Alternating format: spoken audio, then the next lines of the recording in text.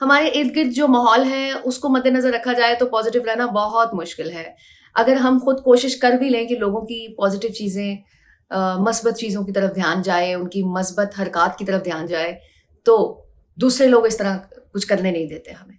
तो किस तरह से हम फोकस कर सकते हैं, पॉजिटिव रह सकते हैं और अपनी उन चीजों पर नजर रखते हुए जिंदगी में सुकून ला सकते हैं, खुशी ला सकते हैं जो कि मस्बत हैं। अब मिसाल एक छोटी सी देती हूँ, उससे आपको आइडिया हो जाएगा कि हम बेसिकली बात क्या करने वाले हैं। हम किसी से छोटी सी मुलाकात करते हैं, तो जब घर वापस आते हैं या उससे दूर जाते हैं, तो बाद में हम जब उसका जिक्र करते हैं तो सबसे पहले ये कहते हैं यार उसके कपड़े अच्छे नहीं थे, उसके बाल ठीक नहीं थे, वो बात कैसे कर रहा था। ये एक नॉर्मल बिहेवियर है। अब एबनॉर्मल बिहेवियर कौन सा होता है, जो कि नॉर्मल होता है? वो ये होता है कि उसने कितनी अच्छी बात की थी, उसकी आवाज कितनी अच्छी थी, वो कितने अच्छे से पेश आ रहा था, गो कि उसके अंदर जो जो भी बुराइयां थी या जो जो भी नेगेटिव चीजें थी। तो आज हम इस पर बात करेंगे कि हम किस तरह से अपनी सोच को मस्बत रख सकते हैं और अपनी तवज्जो मरकूज रख सकते हैं पॉजिटिव चीजों की तरफ। Let's start. सबसे पहले तो हम ये देख लेते हैं कि इसका हमें फायदा क्या होने वाला है। तो फायदा इसका ये होगा कि जिस तरह की हम जिंदगी गुजार रहे हैं कि लोगों की नेगेटिव चीजें देखी, अपना रोना पिटना हर वक्त जारी रखा, किसी भी चीज के एंड पे ये देखना कि कंक्लूजन निकालना कि गलतियां क्या हुई हैं इज समथिंग एल्स, लेकिन ये देखना कि ओए होए होए ये मैंने क्या कर दिया, और उसमें से सारी नेगेटिव चीजें निकाल के रोना पिटना मचा देना, तथल्ली डाल देना अपनी जिंदगी में भी और अपने इर्द गिर्द लोगों की भी। तो इसका फायदा ये होने वाला है कि एक तो जिंदगी सुकून में आ जाएगी, खुश रहेंगे, स्ट्रेस नहीं होगा और लोगों की फजूल बातों की तरफ तवज्जो नहीं जाएगी, अपनी चीजों की तरफ तवज्जो रहेगी और वो भी पॉजिटिव। और एक फायदा इसका ये भी है कि रिलेशनशिप बहुत बेहतर रहेंगे। डेफिनेटली जब आप दूसरों के मामलों में उस तरह से इंटरफेयर नहीं करेंगे जिस तरह के करते हैं नेगेटिविटी फैलाने के लिए, तो रिलेशनशिप बेहतरी की तरफ जाएंगे।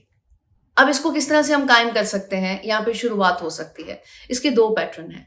नंबर वन, जो जो सारा दिन आप करते हैं या आपके लास्ट डे की जो सारी पॉजिटिव चीजें हैं जो कि आपने की हैं, किसी के साथ बात की है, कोई पॉजिटिविटी किसी के अंदर देखी है, तो वो आपने एक कॉपी में लिखना शुरू कर देनी है। कोई भी एक पैड ले लीजिए और उसके ऊपर लिखना शुरू कर दें। लेकिन ये प्रैक्टिस आपकी डेली की होनी चाहिए। करना कब कब है, या तो सुबह उठ के कुछ थोड़ा सा टाइम दे दें या फिर रात को सोते हुए कर लें। ये दो टाइम ऐसे होते हैं जिस वक्त आप रिलैक्स होते हैं, तो आपका माइंड अच्छा चल रहा होता है, तो आप ऐसी चीजों को लिख सकते हैं। इसके अलावा एक और प्रैक्टिस ये भी हो सकती है कि दिन में कोई भी ऐसा टाइम जिसमें आपको लगता है कि आप रिलैक्स होते हैं और आपके माइंड पे ज्यादा बर्डन नहीं होता काम का, तो उस वक्त आपने उन चीजों के बारे में सोचना है। अच्छा, मुझे ऐसा लगता है कि लिखने में भी रिजल्ट आता है, लेकिन जो आप माइंड के अंदर कलेक्ट करते हैं चीजें, उसमें आपके माइंड को प्रैक्टिस होती है, तो आपको कोई मोहताजी नहीं होती है कि आपके पास कोई कॉपी पेंसिल हो तो लिखें, स्पेशली बैठें। बाज लोग इस तरह से करते हैं। तो स्टार्टिंग आप सोचने से भी कर सकते हैं और हो सकता है फिर आप इसी को कंटिन्यू कर लें, या फिर अगर इसके बाद आप एक स्टेप ये भी कर सकते हैं कि आपके पास कोई कॉपी है, जर्नल है, उसके ऊपर आप लिखना शुरू कर दें। हाँ, उसका एक फायदा ये होता है कि अगर फ्यूचर में आप कभी बैठ के देखना चाहते हैं कि कितना कुछ आपकी लाइफ में पॉजिटिव हुआ है, तो आप सारा रिकॉल कर सकते हैं, इजीली लिखा होगा सामने। नेक्स्ट पॉइंट है मेडिटेशन। मेडिटेशन के तरीके डिफरेंट डिफरेंट लोगों ने अपनाए हुए हैं। जिस जिस चीज में उनको रिलैक्सेशन मिलती है वो एज ए मेडिटेशन ले सकते हैं। करना जरूरी है डेली बेसिस पे, या फिर जब जब आपने रूटीन बनाई हुई है। उसका पैटर्न मैं इसलिए नहीं अभी इसमें बताऊंगी, वीडियो लंबी हो जाएगी। उसमें जैसे जैसे आपने जो जो अपनाया हुआ है मेडिटेशन के लिए उसको कंटिन्यू रखिए। 3 पॉइंट्स और है। Be present. एक तो आप जो जिंदगी गुजार रहे हैं उसमें आपने ना पास्ट के बारे में सोचना है ना फ्यूचर के बारे में सोचना है। अपने माइंड को ट्रेन करना है, अपने प्रेजेंट पे होल्ड रखना है और जो आप कर रहे हैं उसकी तरफ फोकस करने की अपने माइंड को आदत डालनी है। इसके ऊपर भी मैंने डिटेल में व्लॉग बनाया हुआ है पहले। तो ये भी पॉजिटिव रहने का एक हिस्सा है। अपनी रूटीन से हट के कुछ टाइम आपने नेचर के साथ स्पेंड करना है।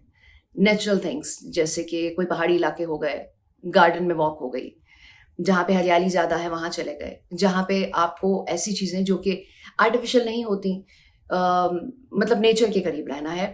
और जो आखिरी स्टेप है वो ये है कि जब आहिस्ता आहिस्ता आपको इसकी आदत डल जाएगी, और आदत का मैंने आपको बताया हुआ है कि अगर कंसंट्रेशन के साथ आप ये हैबिट्स डेवलप करते हैं अपने अंदर, तो मिनिमम 21 डेज, मैक्सिमम जितने मर्जी लगा लें, क्योंकि जिस तरह से आप फोकस रखेंगे उसी तरह ये आपकी ज़िंदगी का हिस्सा बनती जाएंगी। तो जब आपकी ज़िंदगी का हिस्सा बन जाए तो उसके बाद वक्त आता है जब आप दूसरों में भी इसको फैलाएं। दूसरों के साथ आपने बिहेव पॉजिटिव कैसे रखना है और किस तरह से ये पॉजिटिविटी दूसरों के अंदर डेवलप करनी है या फिर उन तक पहुंचानी है, वो बिल्कुल ऐसे ही है, पहुंचेगी उन तक जब आप वो शुरू वाली जो मैंने आपको एग्जांपल देके समझाया था कि दूसरे इंसान के अंदर आप क्या देखते हैं। तो जब वो पॉजिटिव चीजें आपका माइंड ट्रेन हो जाएगा तो आप जब उससे मिल रहे होंगे पहली मुलाकात में ही बता देंगे या फिर दूसरी मुलाकात जब उससे होगी तो आप उसे बताएंगे कि मैंने आपके अंदर ये चीजें देखी थी। तो ये पॉजिटिविटी आपने दूसरों के अंदर भी पेनिट्रेट करवा दी या ट्रांसफर कर दी। तो इस तरह से आप अपने इर्द गिर्द का माहौल भी बेहतर कर सकते हैं और दूसरों को भी इस सोच के ऊपर ला सकते हैं। लेट्स सपोज कि अगर आपने ये सारी प्रैक्टिस कर ली है और आपके सामने कोई नेगेटिव इंसान बैठा हुआ है, नेगेटिव थॉट्स वाला इंसान, तो उसको आप किस तरह से लेकर आएंगे कि अगर वो नेगेटिविटी बिल्कुल निकालता चला जा रहा है और बोलता चला जा रहा है, तो जब आप इस पैटर्न पे काम कर रहे होंगे तो वो एटलीस्ट जवाब नहीं देगा नेगेटिव। एक बार देगा, 2 बार देगा, 3 बार देगा, लेकिन फिर कभी तो चुप करेगा और चुप करने के बाद जो नेक्स्ट स्टेप होगा वो आपके फ्लो में बहना शुरू करेगा।